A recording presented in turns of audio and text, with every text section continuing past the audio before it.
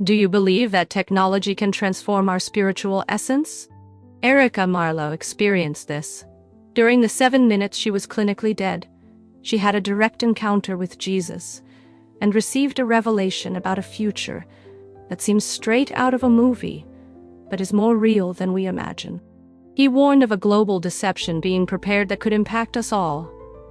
Now I will hand over to Erica, who will share this message that the world needs to hear. My name is Erica Marlowe, and what I'm going to tell you today might be one of the hardest stories of my life. I never imagined I would need to share this, but after what I experienced, and especially after what Jesus revealed to me, I realized I had no choice. What happened to me changed everything, and I feel that this message cannot be kept just for myself. It is something everyone needs to know, especially now, in the times we live in. It all started on October 12, 2023. I was returning home after another long shift at St. Mary's Hospital, where I work as a nurse. It was an ordinary day, one of those where you just want to get home, put your feet up, hear your children's laughter, and feel the warm embrace of your partner. That was what I expected that night, peace and rest. But, as they say, life has its own plans. The last thing I remember was the intense glare of headlights coming towards me. It was a rain-soaked, slippery road, and everything happened very quickly. The crash was inevitable. After that, everything went silent. The doctors told my family that I was clinically dead for 7 minutes and 23 seconds. For science, that's all. Minutes that passed while my heart stopped. But what I experienced during that time was much more than that. It was an eternity. A journey that changed my perspective on everything, from the purpose of life to the spiritual challenges that are to come. And what Jesus revealed to me during this period still echoes within me as a constant reminder that we need to be vigilant. Right after the accident, something strange happened. I felt as if I were floating above my body. I could see everything clearly. My body was there, fragile and broken, while the paramedics desperately fought to save me. I noticed every detail, the determination in their eyes, their precise and urgent movements. One of them, a young man with kind eyes, murmured a prayer as he worked. I wanted so much to tell him that it was okay, that I no longer felt pain, that he could be at peace. But of course, I couldn't. There was no longer any connection between me and the physical world. Suddenly, something changed. Everything around me began to fill with light. It wasn't an ordinary light. It was alive, pure, as if it had its own consciousness. It didn't seem to come from a single place, but from everywhere at once. It was a light that enveloped, that warmed, but also brought a reverence that made you realize how small you are in the face of something so grand. I felt as if I were being drawn upwards, enveloped by that radiant light. And then I heard a voice that seemed not only to speak to me but to echo within me. Erica, it said. And at that moment, my entire soul recognized who it was. It was Jesus. I needed nothing more to know. It wasn't something my physical eyes could confirm, but my essence, my deepest being, knew it was him. At first I couldn't see him clearly because of the intensity of the light, but his presence was unmistakable. There was so much love, so much care, but also an authority that made you feel you were in the presence of the Creator. It was as if every part of me was being observed, understood, and yet completely accepted. There was no judgment, only love. A love that seemed infinite and unshakable. When my eyes finally adjusted to that light, I could see him better. He was familiar, yet indescribable. His eyes, oh, his eyes. They had a depth that I could never explain. It was as if all the answers, all the truth were in them. I felt completely known. There was nothing I could hide, no flaw, no sin. Everything was exposed before him, and yet the love he conveyed did not change. It was constant. "My daughter," he said, with a voice that seemed to transcend time and space. "I brought you here for a reason." What I am going to show you needs to be told. My people are asleep, and the lie that is coming is greater than they can imagine. For a moment, I hesitated. I felt I had so much to learn, so much to ask, but a concern took hold of me.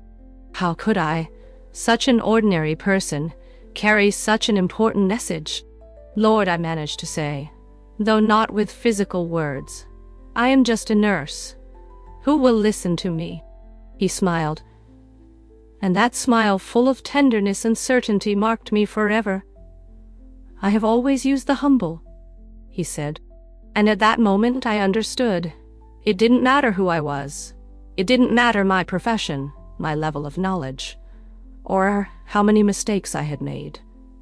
What mattered was the message, the truth he entrusted to me, because this message was not mine. It was his. And all I needed to do was tell, share, and trust that he would take care of the rest. Now I am here, trying to find the right words to describe something that goes far beyond what language can express. But I do this because I know that someone, somewhere, needs to hear this. You who are watching, you may have doubts, fears, or feel lost. Know that you are known, you are loved, and more importantly, you are not alone. What Jesus showed me was a warning, a call for us to wake up, to be vigilant. The deception that is coming will not be obvious. It will be subtle, almost imperceptible. But he has given us tools to discern, to resist. We need to be vigilant, strengthen our faith, and help each other not to fall into the lie. This story is not about me. It is about all of us, about how we can together find the truth and live according to it. I hope that in some way, these words touch your heart and give you the strength you need to face what is to come. Because in the end, his love is enough to sustain us. Always share what I show you. Do not worry about who will listen. I will take care of the rest. With these words, Jesus held my hand, and in an instant, we were in a place that seemed like an ordinary street. However, something inside me knew that it was not just the present, it was the future, a frighteningly near future. Everything seemed familiar. The buildings, the people, the hustle and bustle of daily life. But there was something different, something not visible at first glance. "Erica," Jesus said, his voice filled with authority and compassion, "watch closely. The enemy is cunning. He knows how to deceive even the most faithful if he can." The scene was full of movement. Men and women walked hurriedly, going about their lives, completely unaware of what was to come. However, I noticed something strange about how they interacted with technology. It was more than simple use. It seemed like a fusion. I noticed a woman entering a cafe. She didn't use a credit card or her phone to pay. She simply waved her hand over a sensor, and the transaction was completed. A small light glowed under her skin for a brief moment. "Lord," I asked, unable to contain my curiosity, "is this the mark of the beast?" "No," he replied calmly, but with firmness. "This is the beginning. What you are seeing is the path. See how the deception sets in, Erica?" And then the scene changed. I saw images like flashes of memory showing how technology was gradually introduced into the world. It all started innocuously, small devices that promised convenience, replacing keys, credit cards, and medical records. The whole world embraced them enthusiastically, including Christians. For many, it was just another advancement of modernity. Churches also embraced this technology. Entire congregations used the devices to access digital Bibles, make donations, and register for events. There was no questioning. It didn't involve worship or any kind of oath. For them, it was just technology, a useful tool. "Pay attention," Jesus said with a tone of warning that echoed within me. "Satan does not present evil in an obvious way. He knows that would drive my people away. Instead, he moves slowly, like a serpent wrapping its prey little by little." The images continued. Technology evolved rapidly. The devices became indispensable, monitoring health, predicting diseases, regulating mood, and even sleep patterns. Everything seemed incredibly advanced, almost miraculous. "Not all that glitters is gold," Jesus said, as I watched the advances with amazement. "The enemy is a master at creating traps disguised as blessings." I saw parents implanting these devices in their children with tears in their eyes. "It's for their safety," they said. "Now we can know where they are, monitor their health, protect them." It was a promise of protection in a dangerous world, especially for the most vulnerable. "Lord," I asked, "how can we warn people? All this seems so useful, so harmless. How to convince them that something is wrong?" He looked at me with such deep sadness that I felt my heart tighten. "That is the greatest deception," he replied. "The enemy knows that my people would reject something obviously evil. So he comes disguised as light." This was the revelation that changed my way of seeing the world. A lesson on vigilance, on not accepting everything that seems good without discerning its true origin. And that is why I am here today, telling this story to warn, to open the eyes of those willing to listen.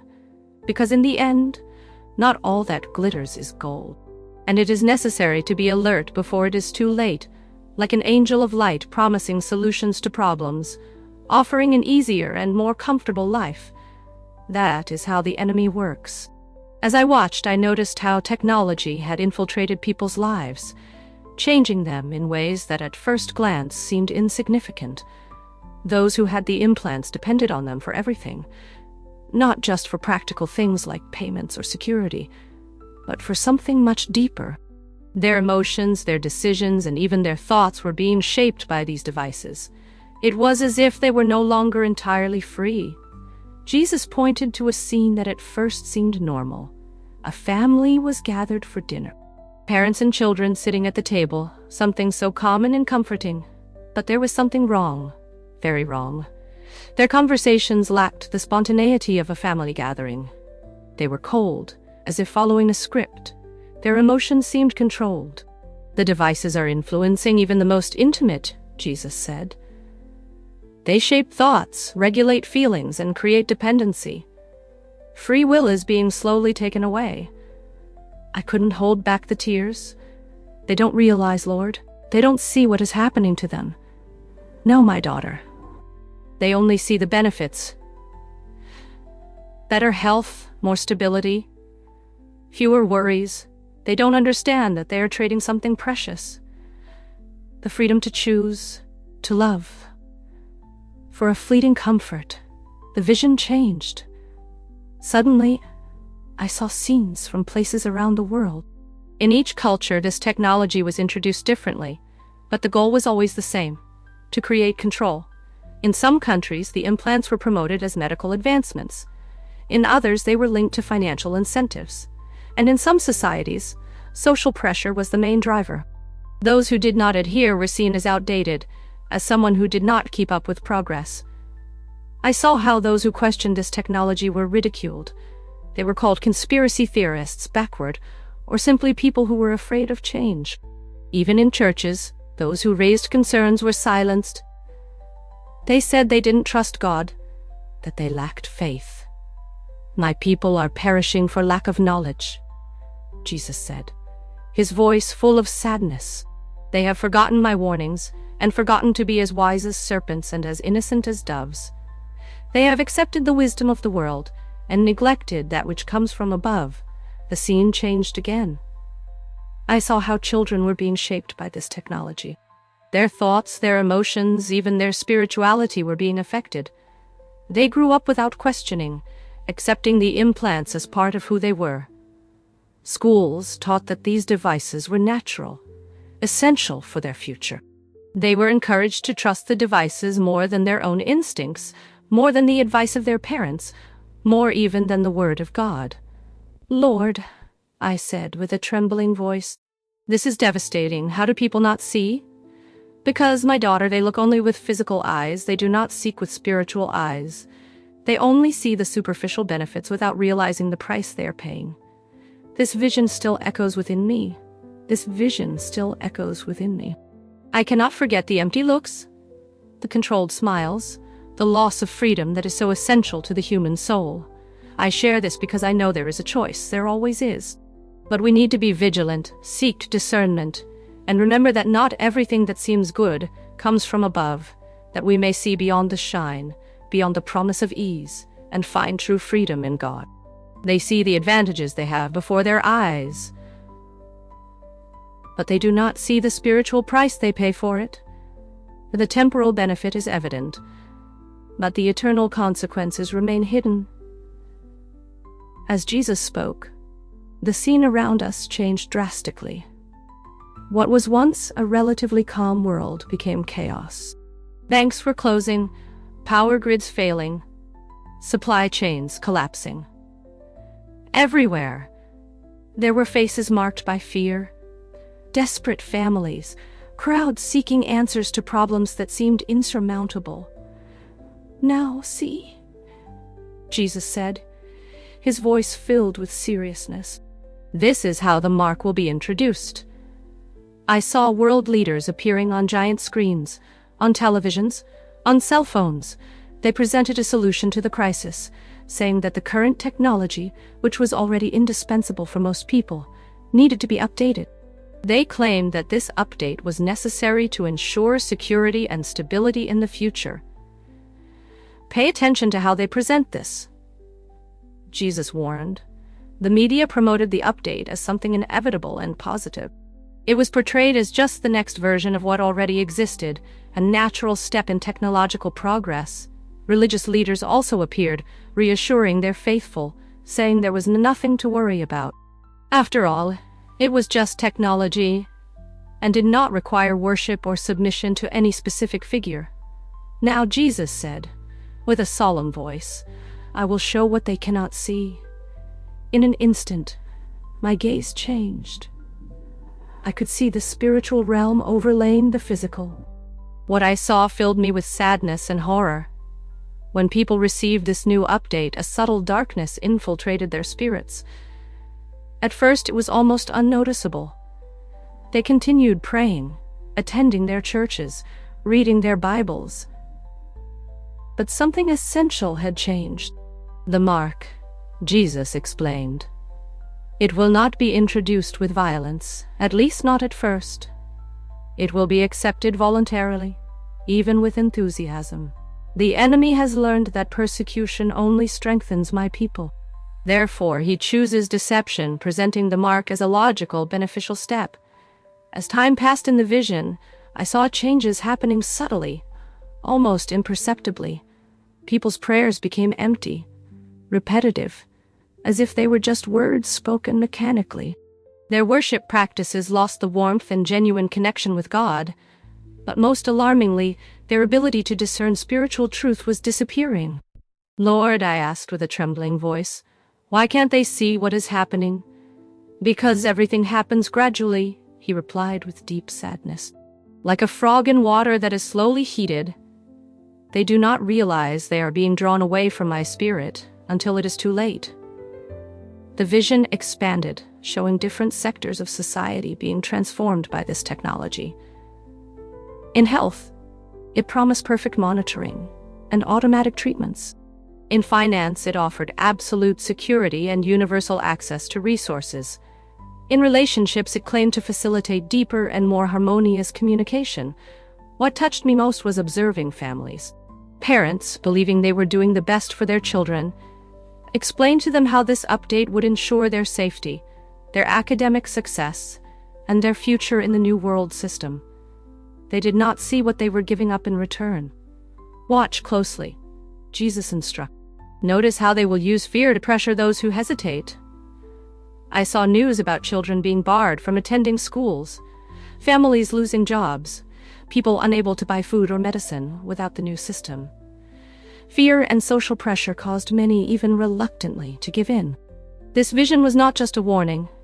It was an appeal, a call to awaken, to remember that not always what is presented as progress truly moves us forward. That the shine of ease and security can hide invisible traps. If there is anything this vision taught me, it is that we need to seek discernment. Not just with physical eyes, but with spiritual ones. Because not everything that seems good is truly beneficial, and above all, our spiritual freedom is the most precious thing we have. Do you see how the enemy uses good intentions to lead people astray? Zrynia asked, her voice laden with pain. They believe they are making wise choices, that they are being responsible as citizens and parents, but in reality, they are choosing to move away from me. These words impacted me deeply, and the vision changed again. What I saw this time was even more disturbing. The technology that was once a simple physical implant had now evolved. It was integrated directly into human consciousness, altering not only behavior but also thoughts, emotions, and people's very ability to connect spiritually. This is the real danger, Jesus explained, his voice full of seriousness. The mark is not just about what people can buy or sell. It is about who they become. It corrupts the image of God in which they were created. As Jesus spoke, the vision showed me how different generations reacted to this update. The older ones, who remembered a simpler time, often resisted at first, but the middle-aged generation, pressured by practical issues, generally accepted it, and the young, they embraced the update with enthusiasm, believing it was an inevitable advancement, the next stage of human evolution. Lord, I asked, my voice hesitant, what happens to those who accept this update? Jesus paused before responding, his expression filled with deep sadness. Those who willingly accept seal their eternal fate. This update does not just change their bodies, it alters something much deeper. They lose the ability to feel the conviction of the Holy Spirit and to understand spiritual truth. As Jesus spoke, the vision unfolded before me. I saw people who had once been fervent and passionate believers gradually becoming spiritually insensitive. Their words were still religious, but their hearts were hardened. They could quote Bible verses, but the power of the words had disappeared. They talked about God, but could no longer hear his voice. Lord? I asked, almost crying, and those who resist, what happens to them? The scene changed again. This time I saw another group. Those who had refused the update.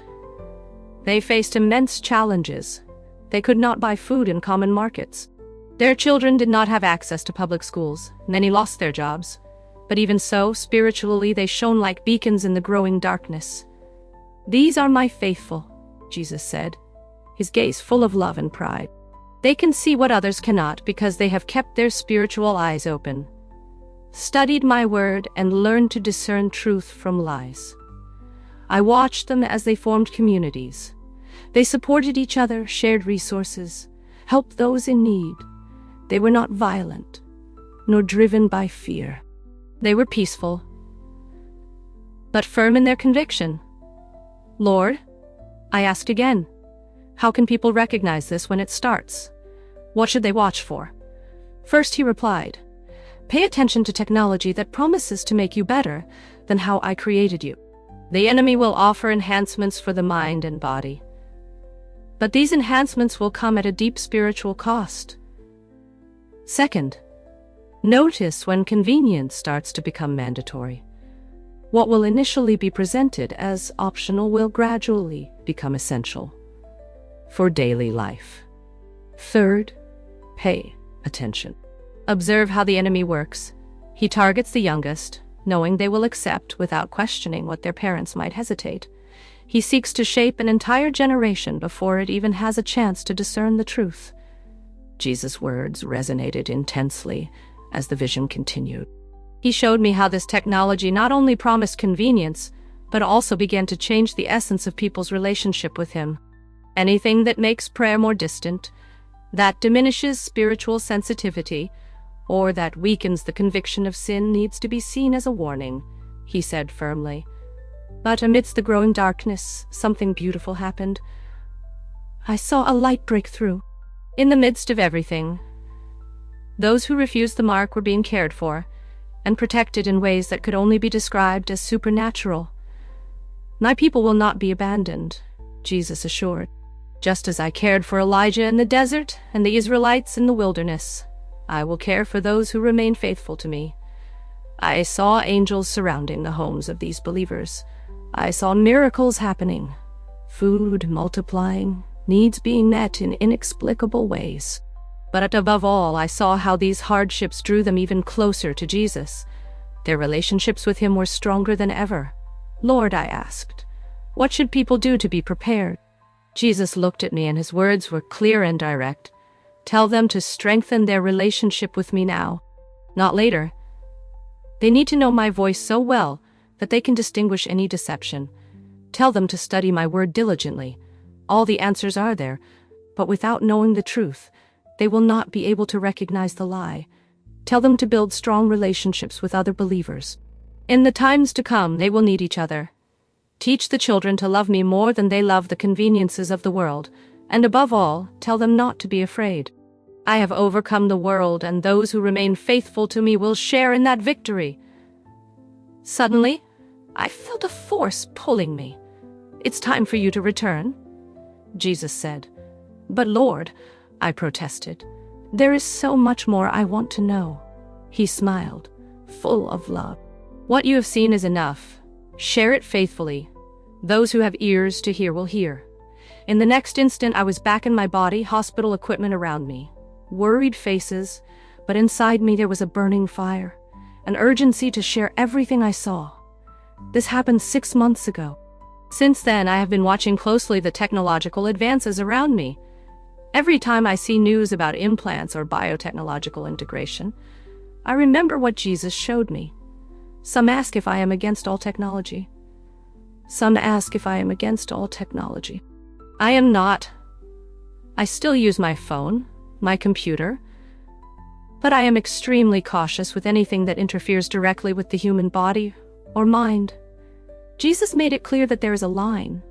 Once crossed, there is no return. I am sharing this now because time is short. The technology that will lead to the mark is already being developed. The crisis that will bring it is closer than we imagine. If you are reading this, please take it seriously. Study the Bible. Pray for discernment, build strong relationships with other believers, and above all, strengthen your relationship with Jesus. Know him so deeply that nothing can come between you. Remember, the mark will not be presented as something evil. It will come as a solution, a shortcut, a promise of a better life, but no convenience is worth the loss of your connection with God. Jesus said that many would not believe this warning, and that's okay. My role is not to convince, but to share what I saw. Those who seek the truth will recognize it. If you feel fear reading this, do not. Jesus promised that he would take care of his faithful. His protection and provision will be more than enough. Focus on strengthening your relationship with him now, and remember his words. I have overcome the world. The deception will be great, but our God is greater. Stay close to him and you will not be deceived. What a powerful and transformative testimony. Erica Marlowe's experience reminds us of something essential. We need to be vigilant, strengthen our faith, and seek discernment to face the spiritual challenges of our time. What seems harmless can hide subtle traps, but as Erica showed us, our connection with God is the greatest protection we have. Erica, thank you so much for your courage in sharing this important message. And to you who stayed with us until the end, my heartfelt gratitude. May these words have touched your life and inspired you to draw even closer to Jesus. May God bless you and your family, bringing discernment, peace, and protection in every step of your journey. See you next time, and remember, God is greater than any deception.